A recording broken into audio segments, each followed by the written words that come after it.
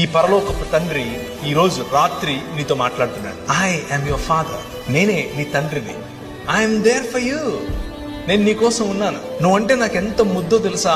నిన్ను చూడకుండా ఒక్కరోజు కూడా ఉండలేను నేను. నువ్వు మాట్లాడుతుంటే నాకు అదేదో వైలెన్స్ భాషనట్లు ఉంటది. That's how your God feels about you. నీ పట్ల నీ తండ్రికి ఉండేటటువంటి హృదయం ఇది.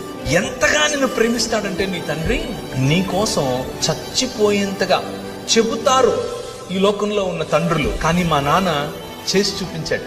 వచ్చి మనందరినీ మళ్ళీ ఒక్క కుటుంబంగా చేయటం కోసం తన శరీరాన్ని విరిచాడు. రూపాంతరము చెందించటం కోసం రూపురేఖలు లేకుండా పోయాడు. ఆయన తన శరీరాన్ని నాటాడు. ఒక విత్తనము వలె విరిగాడు. ఒక విత్తనము వలె ఆయన పగిలాడు. దున్నబడినటువంటి ఆయన శరీరం నాటబడిన తర్వాత 2 దినములైన తర్వాత 3వ దినమున యెహోవా సముఖమందు మనము జీవించినట్లు